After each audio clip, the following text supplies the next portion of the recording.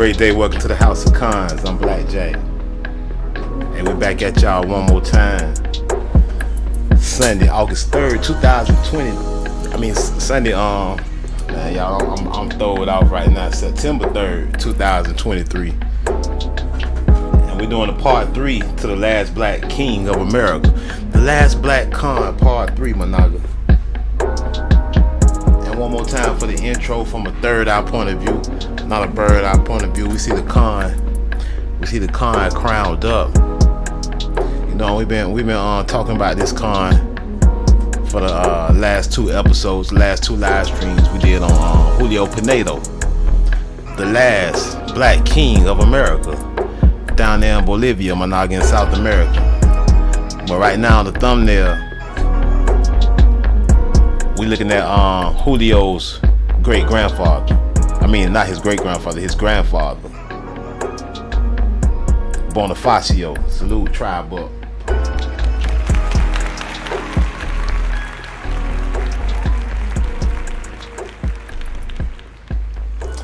And we're gonna dig into this. We've been breaking this down over the last 2 live streams. You know, they want to call him a Afro-Bolivian. They want to say he's from a African monarch. But we already done talked about that on the last live stream. You know, we went through it with details and we did research, and we found out that that was just one bogus lie. The man never came from Africa. The man was an indigenous Tamarakan. We're gonna break it down just a tad bit more. And we got a little bit more receipts to pull up that we want to show and connect some more dots. By the way, I'm Black Jack. This is the House of Cons. Try but hit the like button. Subscribe, share the video if you want to support monetarily. We got the Cash App at the top of the screen, cash.app/$ House of Cons. Or you can hit us up on the super chat. You can become a member for as low as $2.99 a month. And you can go over to www.strictlyformanagas.com if you want to check out some of the merchandise. And we got it in the chat. So if you want to check that out, go check that out. But yeah, the last Black King, right? And we just been proving that he's not from Africa. They was trying to say he's from Congo or Senegalese or whatever, but the man is just an indigenous Bolivian.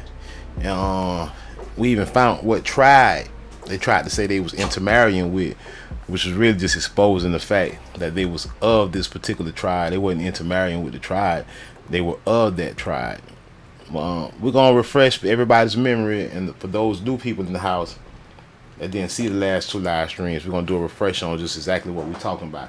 And right here we on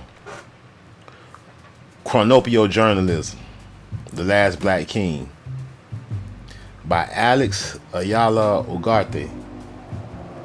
Julio Pinedo, a peasant from the Yungas of the Incas, right, was decorated as monarch of the Afro-Bolivians in 1992 and 2007. However, part of the Black community does not agree with the designation. The debate now revolves around succession and royal lineage. The road to the small town of Mururata seems endless. It's part of a journey where you have the feeling that you can get to everyone and nowhere in an instant. Anchored in the middle of the Incas, about 96 kilometers from La Paz, rocked by the clouds and as if hanging from an alabaster sky, the town hides climbing the hill. Surrounded by diffused light, warm greens and blues filtered by the trees. When we are almost arriving, a peasant with a sign stops the mobility. He asks us to bring him closer to his little land, which is nearby. And the journey becomes an exchange of impressions. What do you think of the Black King? I ask regular. He replies like a shot, and why? You'll see. When this trail is lost along a narrow path, the first constructions appear, most of adobe and calamine. A gentle wind takes over everything like an echo. From the doors of the houses ajar, a few pairs of eyes peek out to observe the scene, and near the square in the middle of the corner stands the adobe of Julio Pinedo, the monarch of the Afro-Bolivians, the indigenous Bolivians, right? According to the story, direct descendants of a former king, according to allegedly, right, of Senegal, whose son was brought to Bolivia as a slave. See, one article say the Congo, another one say Senegal. So we know it's discrepancies. We know it's all a lie. We already done dispelled it on part 2. But we're going to just dig in on part 3 to show y'all a little bit more. Angelica Larrea, Julio's wife. Well, now we got his wife's name, Angelica. She's an angel, Managa. Julio's wife looks shyly when she notices our arrival. It's 5 o'clock in the afternoon of August 14, and the sun plays casting shadows. The middle-aged woman wears a freshly colored skirt and mushroom hat. It is entered in meat. And welcomes us with a frank smile. What do they want? We came to see the king. From the bowels of the building comes a figure. It's July. His face is hard, somewhat sullen, and his forehead is sculpted by wrinkles. So I guess Julio is short for July. As if he keeps his bow permanently furrowed. It takes time to pronounce a word. He is used to waiting. Come in, he says. Inside, tins of preserves, sacks of noodles and flour, sweets, butter, sugar, and countless other products crowd haphazardly with a rustic metal weight. Angelica dispatches the merchandise every day in the basement of the house. Where we are now, there is a grocery store. On the second floor is the bedroom, with large wooden windows that overlook the street. The walls look worn. Its blue hue was lost a long time ago, but it's as if nothing has changed in the 14 years. The structure has humidity. The structure has humidity, permeates everything. An old wooden table is the place chosen to receive visitors. Julio Pinedo sits next to a little Sony radio that serves as his company. He is sparing in his gestures, and his clothes, old trousers, a dirty shirt, and the first buttons open, and a black cap are that of a farmer, not a king. What do they want to know? He asks, showing a broken tooth. His life I summarize in a second. The royal lineage. All right, here go a Indian preach in the house, tribe up. Indian peach salute. All right, so here goes this next paragraph. They're gonna try to hijack a little bit. They're talking about the royal lineage. They finna interject the Congo, Africa, Senegalese, and all of that without no receipts. All right, I am the older of two brothers. I was born on February 19, 1942. My dad could never reign. He died in an accident. I was raised by my grandfather, Bonifacio Pinedo, and this Bonifacio on the thumbnail we used, that's his grandfather, Bonifacio. My great grandfather was Jose Pinedo, and both worked on a farm that currently belongs to the Carrega family. My grandfather also took over as king and spoke often of our ancestors. I can only tell you that, he says. So that's all he know. He say he ain't say they spoke of Africa. He say he spoke of his ancestors. All right, now let's continue. Uchicho was crowned in 1832, says Carriaga. The elders say that his father, before dying, sent for this purpose his crown, his cloak, his baton of command, and a vest embroidered in gold and silver. Then came Boniface, who was the custom, who as was the custom, adopted the surname of his employers. See, they're not calling him a slave. They said of his employers. Pinedo, he adopted the name of his employers, not a slave name. They said employers. And later, as Julio Pinedo commented before remembering, the succession was led by Don Jose and Don Bonifacio, whom the non-genarians of the area still remember. All right. In front of the house of the current monarch resides Pedro Roy Pinedo, 91 years old, who as a laborer worked in slave conditions for several decades. Peter seems absent, as if in a sleep. So they call him Peter for short, for Pedro, right? He is slightly reclining on a cot with a pair of wooden crutches beside him.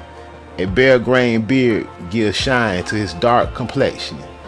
His hands are large and robust, and when he speaks, it seems that he could drown at any moment. I was treated as a slave from the age of 10, he confesses. He worked 3 days for the farm and 3 for himself. If you didn't do things right or fell behind, they would shake you with the whoop.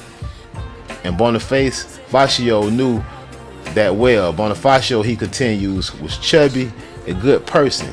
He dressed like a king, and the boys always pulled him by his clothes. Martin Carriaga assures that in the Muralata hacienda, strange incisions are still preserved in the flagstone stones. Surely, he says, they are the marks for the day's work in favor of the black king. Not in favor of the African, not in favor of the colonizer, in favor of who? The Naga, the black king.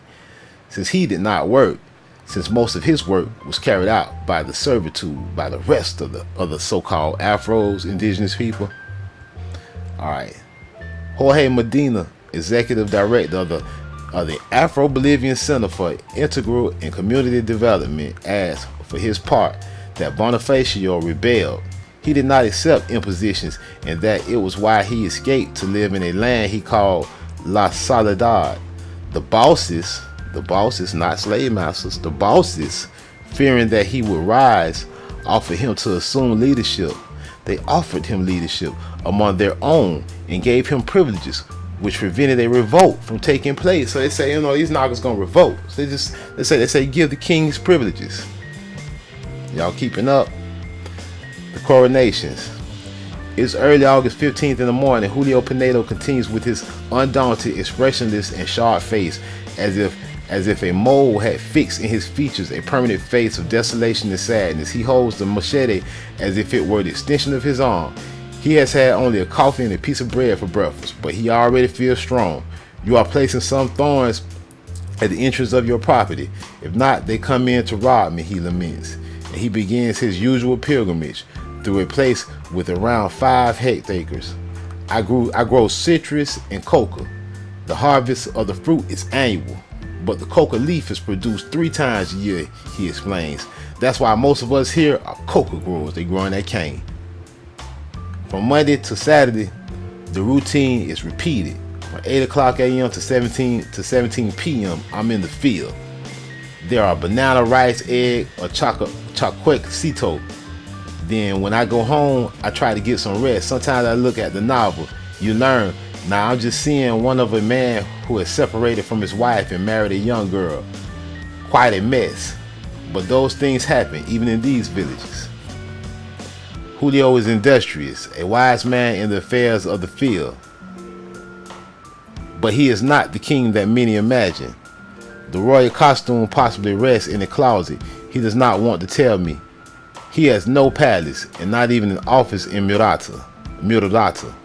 That is 0 privileges. He resents visits, is uncomfortable with questions, and without formal education is not skilled at diplomacy.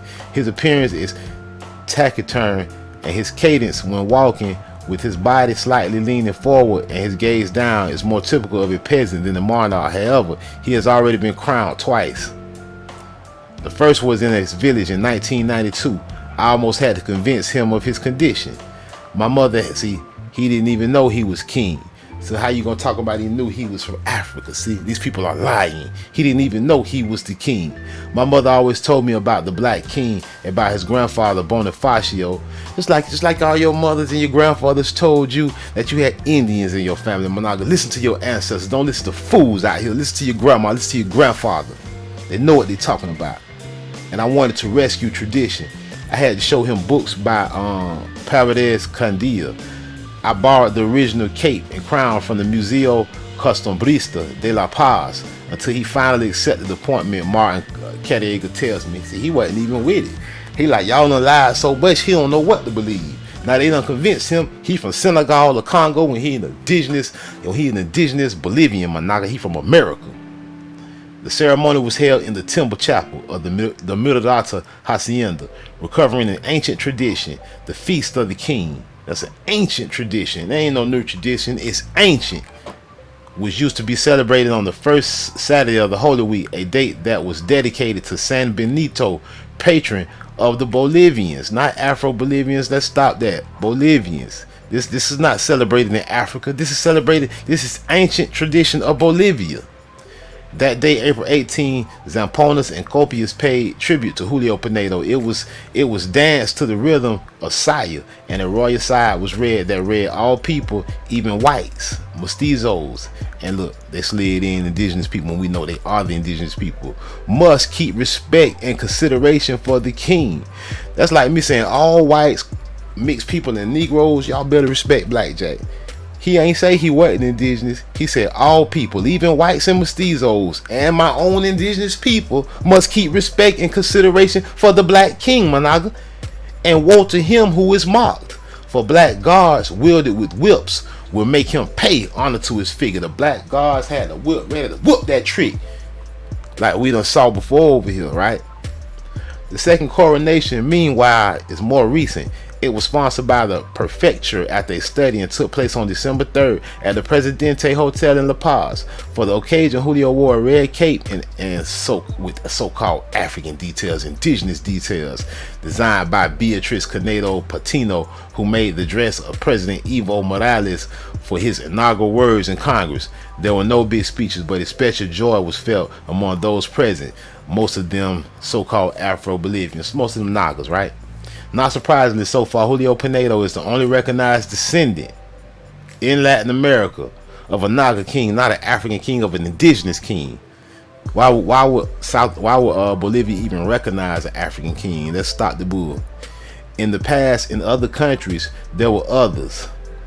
Benco's Biojo in Cartagena de Indias, Colombia. Miguel de Barria. Yeah, we did Miguel de Barria. We know all about him in Venezuela, the black king of Venezuela. And Blanco in Panama. We ain't did Blanco yet. We're going to get on Blanco. We ain't did Benco's Biojo yet. We're going to get on that too. But Julio Pinedo is the only one with royal lineage today. Slavery. He's the only one alive with royal lineage, they say, right? Slavery. The calendar indicates August 16 and the town of Tocana near Murata. Now here they're going to give up some of the truth and some of the lies. Check it out. It's celebrating in front of the church. Don Manuel, an old black man, Naga, right, with thick glasses, who wears a colorful Sunday suit, awaits mass. I'm a widower, but I have 20 children, he says. 20 children, Nagas being fruitful. Tribe up, my Naga. I keep telling y'all, tribe up. He says it proudly that he has 20 children, he says. Manuel smokes like he's burning time. Like so many others, he had to work as a laborer on the farms, and fatigue is already an indissoluble part of his body. For historian Fernando Cajias, Manuel's story is well known. He has heard it from other mouths many times, and he is aware that the suffering of the black community, the indigenous community, extended well into the 20th century. He said he know the story. For me, he analyzes in the conquistadors. Now we talking. We ain't talking Africa. We talking indigenous. We talking Bolivia. He said, for me, he analyzes in the conquest, there was not the encounter between two worlds. He says, but three. Right? He talking about the third is African. Between 13 and 20 million lives, much more than Europe. The Negro was the great colonizer of America. Look here. Third is the African. Between 13 and 20 million slaves were uprooted from their countries to be taken to the New World, much more than the European. The Negro was the great colonizer of America. When it's 13 and 20 million slaves is a lie. The text that best they can't prove the numbers. Where are the countries? Prove the numbers. Show us receipts. Stop lying. It's already been disproved. The texts that best reflect this reality are those of the Spanish chroniclers. Oh, the texts that best reflect the lies. The texts that best reflect 13 to 20 million slaves from Africa are from the Spanish conquistadors, right? And they just lying about indigenous people, who attest that since the year 1500, Colombian, Peruvian, and Argentine ports gave shelter to the prisoner ships that arrived from the waters of the Black Continent. Most came from Benguela, Congo, and all this here lies. Goree Island, which we know wasn't even a port for real. We know that was a mansion used as a transitional shelter. Lies, projection. If they survived the navigation, the blacks were waiting for an intense makeup to be sold in the markets or in the fairs, where they were often marred with iron as vulgar heads of cattle. Such was their condition as merchandise that their owners called them pieces. In Bolivia, at first, slaves were occupied in the Casa de la Moneda. There, they worked the metal that came out of the depth of the sinkholes. 10 workers were employed for the task, and the gases emanating from mercury and quicksilver killed many within a few years. They slept in the attic where the marks of the shackles can be seen. Finally, they were sent to the Incas, right, to work on the properties of the landowners. And although slavery was abolished in the country by Isidoro Belzou more than 150 years ago, they did not enjoy real independence until 1953, when the agrarian reform promoted by the revolutionary nationalist movement was imposed. So they abolished slavery in 1803, I guess. Freedom came, yes, but in a way, they were still ostracized. And in 2001, more than 30,000 indigenous Bolivians, not Afro-Bolivians, were excluded from the cataloging of ethnic groups prepared by the National Institute. Or they excluded them, huh? They excluded them from the category of ethnic groups. Institute of Statistics for the Census, as in places like Chichipa, Chicaloma, Chulumani, or Dorado Chico did not belong anywhere. See the deception? Do you see the deception? They said, we know they ain't from Africa, we know they indigenous, so let's just exclude them all together from the catalog of ethnic groups in the census. Mandate question. On the soccer field of Tacona, women collected their hair in infinite braids. The sound of the rec and the drums makes them dance conquetishly. Saya. They wiggle their hips to the rhythms of indigenous heritage. Some take the party is at its peak. Julio Pinedo has just arrived. Load 2 cases of beer for the Prestes. His countenance is serious, and he soon settles on one of the school benches reserved for the authorities. Few speak to him. He wears gray pants, a light shirt, and a cap with Michael Jordan number 23. His eyes of a dark brown intellect are lost in the horizon. He's like that, says Jose Luis Delgado Galvez, alias El Pogo. He got an alias. An anthropologist who has lived in the community for more than 15 years. Anthropologists living around. Why would an anthropologist be living around the Nagas in Bolivia? He's trying to figure out how these indigenous Nagas got there. That's why anthropologists would be living around them with an alias.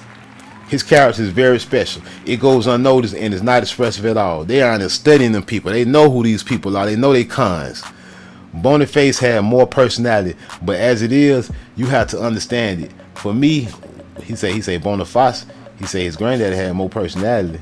For me, what should be noted is that the indigenous people have their president and the so-called Afros have their king. Oh, look at the deception.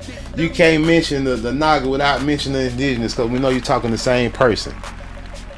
A few meters from us, Juan Carlos Bolivian, a 31-year-old agronomist who, like so many others, immigrated to La Paz in his youth to study, does not stop distributing drinks, and his muscular body hides behind an elegant black suit. Despite being so-called Afro, he is wearing a wide-brimmed hat commonly used amongst the Aymara, because he's not African. He's Aymaran, like we talked about on the last live stream. We talked about the true indigenous tribe they are part of. They are Aymarans. He has on an Aymaran hat because he is Aymaran. He is not Afro. He is not African, not from Congo, not from nowhere over there. They are Aymarans, and we gonna prove it. We got more receipts. Just hold your horses. And I'm gonna try not to get mad. In my opinion, he confesses that man does not represent Afro-Bolivian, see? Yeah, he didn't represent indigenous people. Before the Black King had a moral authority, Boniface was very regarded. He allowed himself the right to recommend couples. Look at that. He was arranging marriages and was a mediator in disputes. But now it's the opposite. Julio Pinedo is not a reference. He is nothing more than a symbol. Inside his head, he doesn't feel like a king. There are other people who have more conviction of king than him. It does not bind. And the worst thing is that he doesn't even socialize with the Afro, the so-called Afro. He indigenous because he admiring. See, hey, salute to Ern Jordan in the house. Tribe up members in the house. Tribe up. They say he don't associate with so-called Afro. He is admiring. He is admiring. He is admiring, Managa. Almost like Maya, admiring. That's a tribe, indigenous tribe of Bolivia. That's where he's from. Yeah. They say he's admiring. Say wearing a brim hat commonly used amongst the Amira. Managa.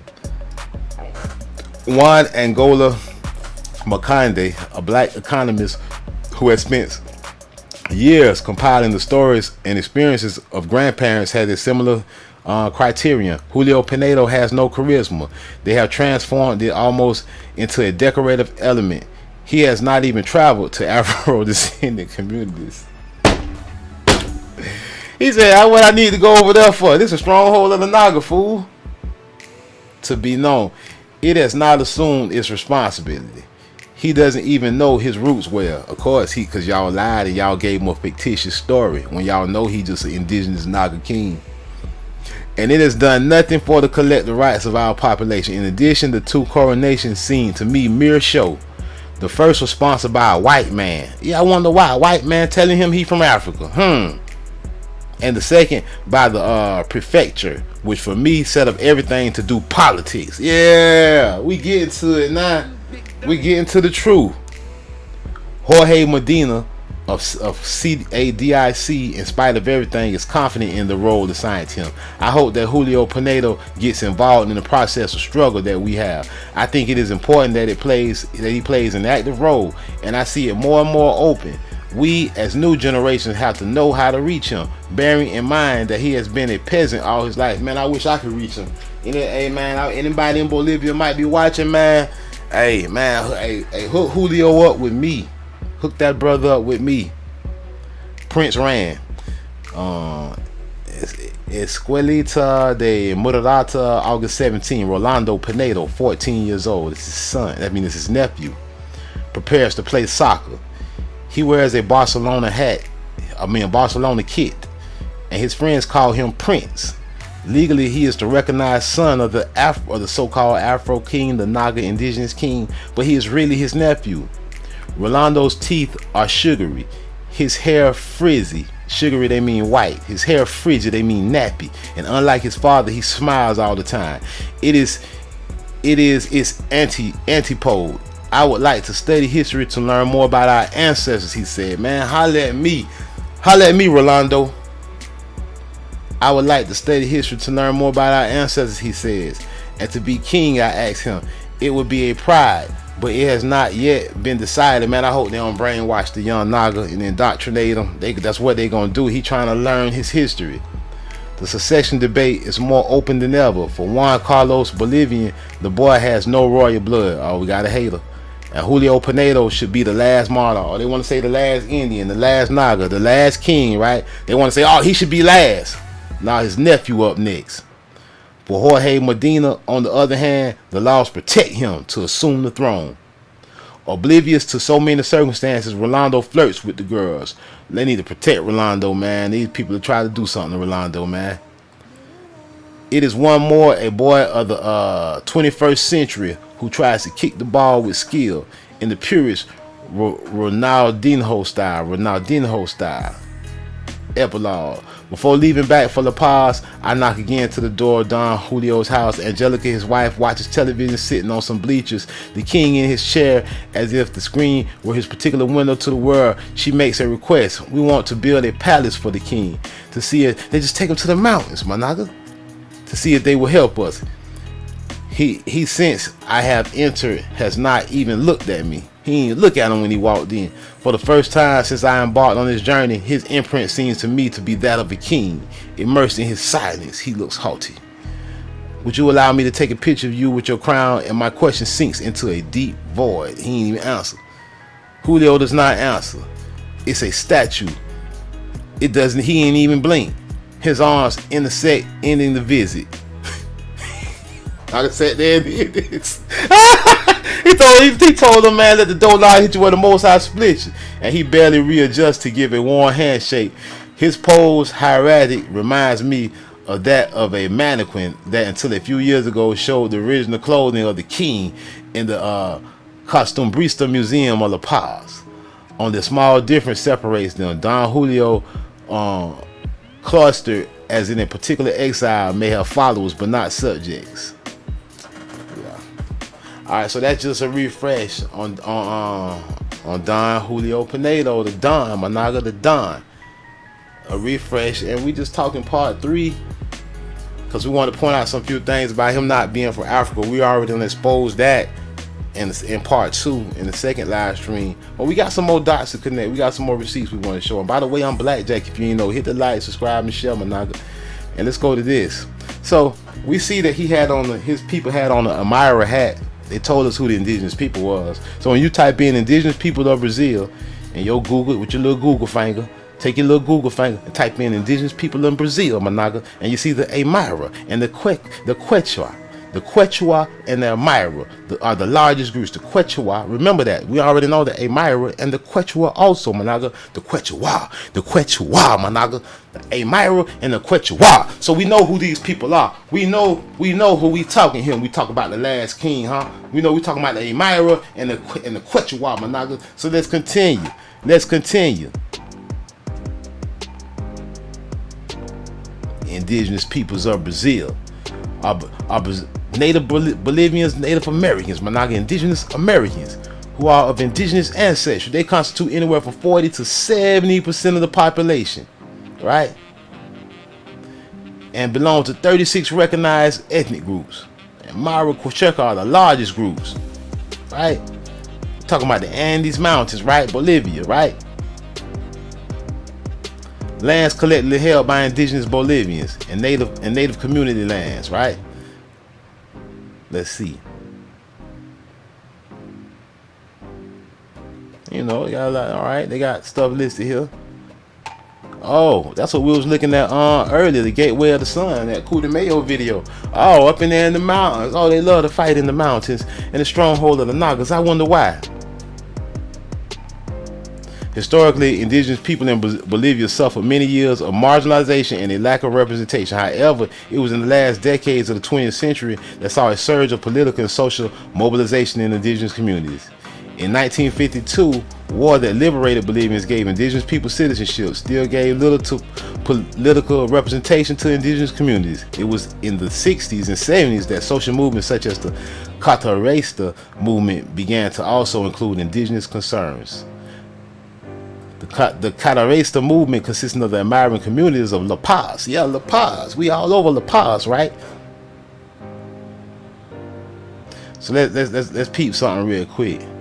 So it's very easy to dispel these colonizer lies. Now, so they tell us the Mara and the Quechua is indigenous people. So we know that's who the king ancestors are. So watch this.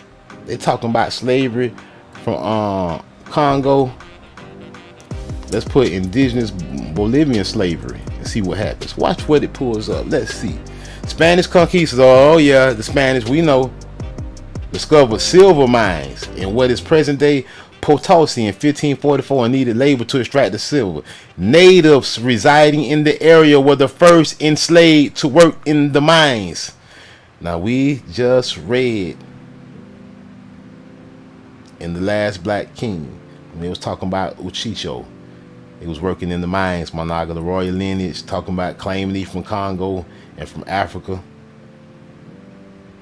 But they just told us he was working in the mines. They was working slavery. Here we go. Labor on the farms, fatigue like burning time in front of the church. For historian, is well known the suffering. The black extended for me. He analyzed the conquest. There was Africans. Okay. The text has best reflect this reality, and those 1,500 Colombian, Peruvian, Argentinian ports gave shelter to prisoner ships, blah, blah, blah. If they survived, the blacks were waiting for an intense markup to be sold in the markets where they were often marked with iron and vulgar heads of cattle, right? In Bolivia, at first, slaves were occupied in the Casa de Moneda. There they worked the metal that came out of the depth of the sinkholes. The workers were employed for the who? What workers? What workers? The slaves who? The blacks, right? The tasks and the gases emanating from mercury and quicksilver killed many of them. They slept in the attic. They were sent to the Yungas to work on the properties of the landowners. And although slavery was abolished, right? They're telling you they working up in the silver mines, the metal mines, right? And they just correlated it here that it was the indigenous people. It was not Africans. It was natives residing in the area that were first enslaved to work the mines. But most died because of harsh working conditions. The gases, we just read it. And the introduction of European disease. Yeah. They always throw that in there. So we know the indigenous people, the slaves was indigenous people.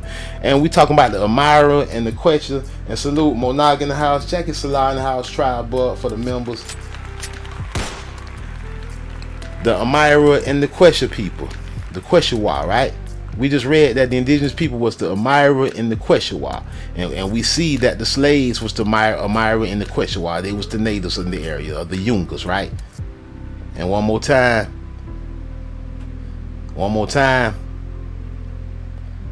it was the Amira and the Quechua. Now let's continue. Let's continue to prove that the last black king of America is a Amira or Quechua. He is not a Congo or Senegalese African. He is not an African royal family. Here we are looking at the Quapac Negro mask. Managa salute, tribe up. Managa, something new for you one more time. The Quapac sound a whole lot like Quechua. If you know linguistics, that sounds pretty much related. Let's see. The Quapac Negro mask, Latin America, general region, country, Peru, the Andes Mountains, yes, Peru, Argentina, Bolivia, sub-region, Cusco, ethnicity, Quechua, Amira. The Negro, the Quapac Negro, huh? It's Quechua and Amira. Oh, makes sense, huh? That's why they were slaves, huh? And you lie and you say they from Africa. Maker, unknown maker in Cusco. Ceremony, the Kuwalida dance, the Kuwalada dance.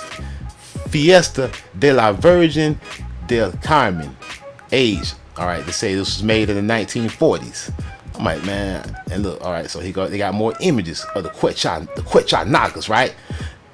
They throwing on masks to look like the indigenous people, right? God's favorite in the house, tribe up, right? Oh, you putting on masks and you painting yourself darker to look like us, not to look fierce and battle. You trying to look like the originals, huh?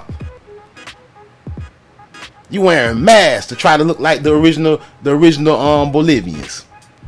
The city of Quauhtémoc, Peru, celebrates the Festival of the Virgin of Carmen annually on July 16. The festival begins by the carrying of an image of the Virgin Mary throughout the streets to the church. Among the festivities that follow is the Kuwalada, a dance involving numerous masked characters in elaborate costumes. The Quapac Negro, Quapac being Quechua. Quapac is Quechua for mighty or great, and Negro being Spanish for black, represents the so-called slaves. No. The royal family, Managa, brought to work the silver mines and cotton fields. Silver mines again, huh? Royals, the slaves brought them. Well, we just read it was natives. It was indigenous people in the early colonial period. They danced while singing to a slow and stately rhythm. All right, that's one we gonna keep it moving. Y'all see, they made masks trying to look like the Nagas. And it's literally labeled in Quechua and Amira languages, not African. You see exactly what's going on. We might have was born at night, but not last night.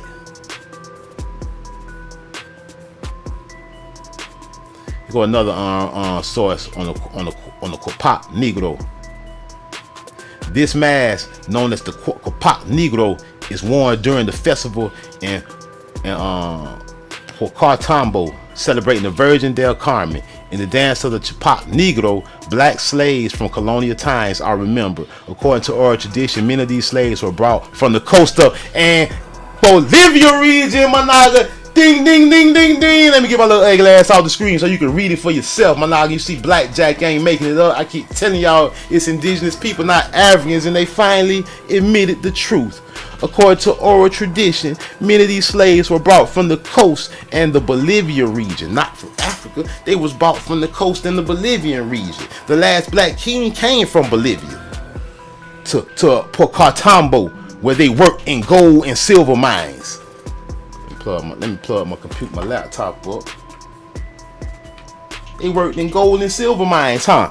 We just read all about it. They tried to call them Africans. It is said that these slaves brought their devotion to the Virgin del Carmen from Lima, where they first learned to worship her. From Lima, not Africa, Managa, but they came from Bolivia. In the songs of the Quapac Negro, which are interpreted in both Quechua and Spanish, not in African languages, it's interpreted in Quechua.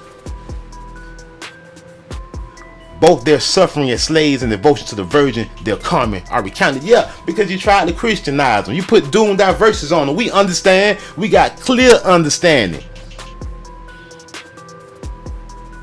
We got very clear understanding. 7 tropes you'll meet at Festividad de la Virgen del Carmen, Porcatambo.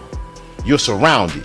The plaza of Porcatambo, in a small town usually almost vacant, has quickly become a vortex of cultural expression and vibrant color, and you're right in the middle of it.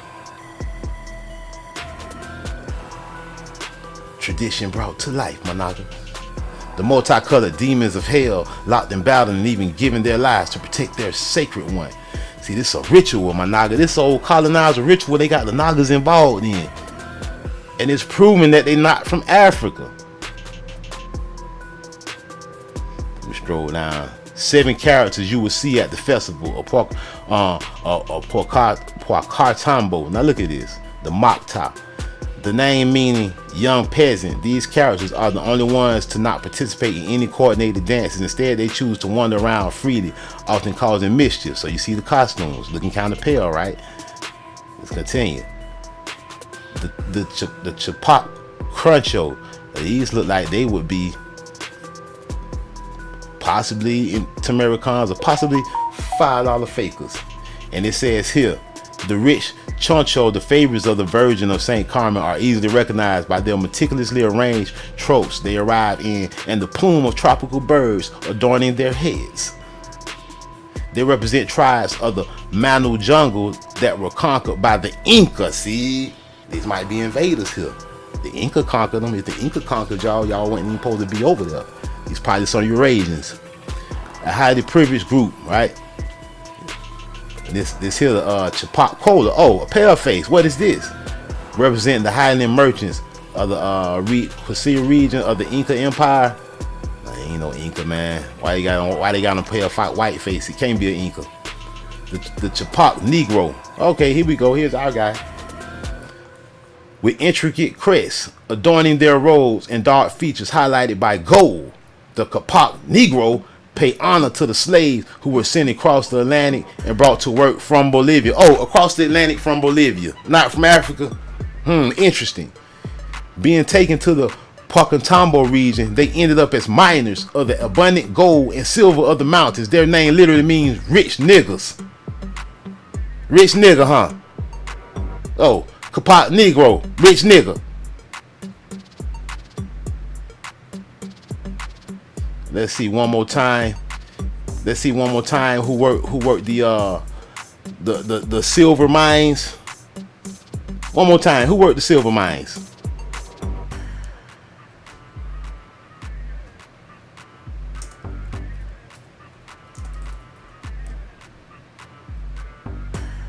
Spanish conquistador, yeah, the Spanish, yeah, discovered silver mines in what is present-day Potosi in 1544 and needed labor. So they chose the indigenous Nagas, the Chapak Negroes residing in the area, were the first to be enslaved to work the mines.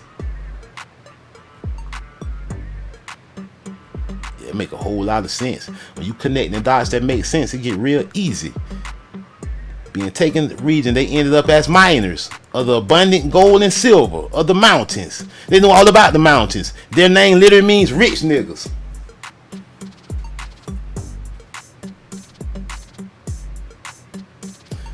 The Chapak Negro are one of the only two tropes, along with the Chapak Quala, that have the privilege to perform songs for Mamaka and are known by their loving devotion to the Virgin.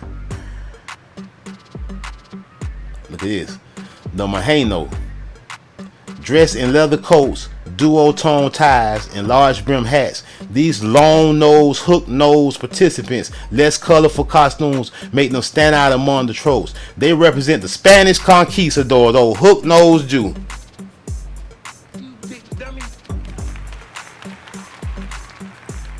Oh, this is the conquistador. Oh, and this the indigenous Naga. Oh, this the Indios, the American Indian, huh? I see what's going on here. I hope you do too.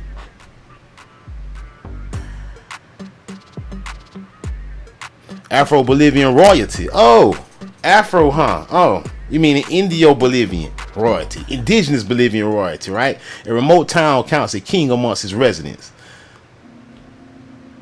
Yeah, Chapak Negro, right? Chapak Negro. Indigenous people, huh? You got to throw on a mask to try to look like us, huh? Bolivia has a king. He is not one of the indigenous descent, right? Descent. They lie.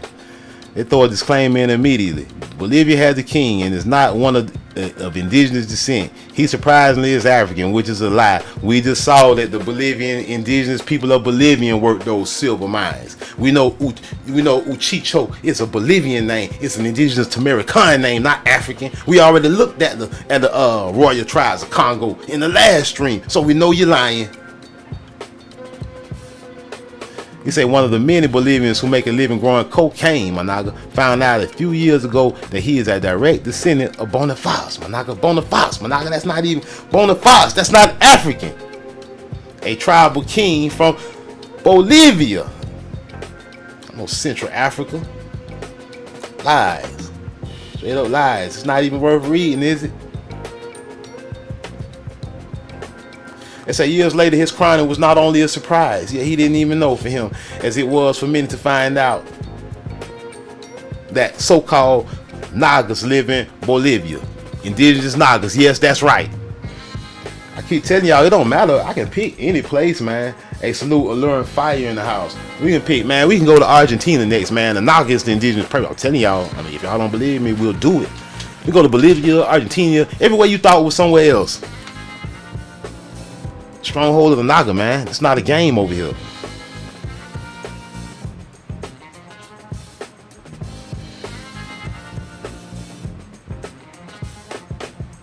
Yeah, this full of hijack right here. I don't even want to waste our. I really don't want to waste our time on the hijack.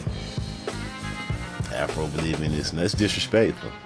I'm not even going to acknowledge that and call that man Afro nothing. 5 typical folk dances at the festivities in Cusco, Managa. Cusco, Managa. Ancient Cusco.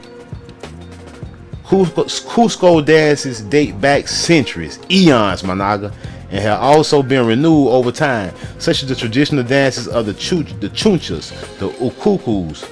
Yeah, Ukukus sound like Uchicho, and Cachampa.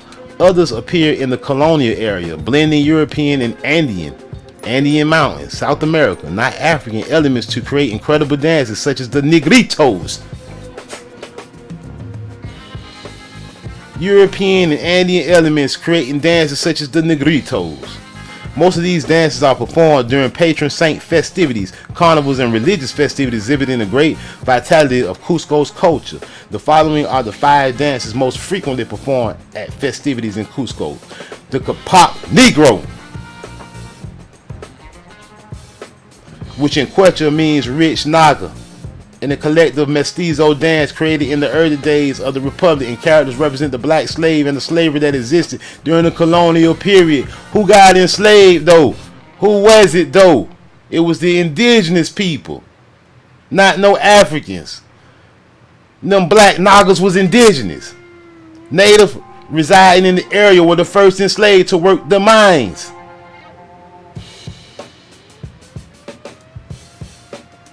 History of the Capac Negro dance. It is said that black slaves were brought in ancient times, from the coast and from Bolivia, not from Africa. We got somebody telling the truth.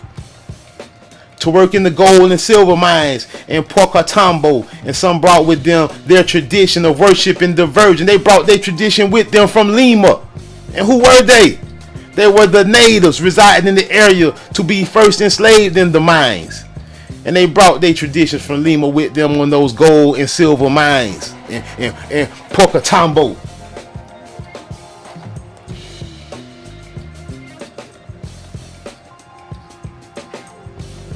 Man, it's just too easy, man. It's just too easy, man. I mean, it's easy to uncover lies, man. It ain't no receipts behind a lie, man. You can't lie and tell me the sky red and I go right outside, the sky blue. It's gonna be easy for me to disprove your lies, you big dummy. At the same time, if I tell you the sky blue, I got receipts. I can say, hey man, go right outside and take a look. Believe your eyes before you believe me. I got receipts. But you go outside, I told you the sky was blue, you don't believe me, then you gonna see for yourself though. Hey man, we got a strong, long history in the stronghold of the Naga, man. We ain't going nowhere, man. It's our land. It's always gonna be that, man. Tribe up. I'm Blackjack. This is House of Cards, man. We out. Peace. Part 3. Peace.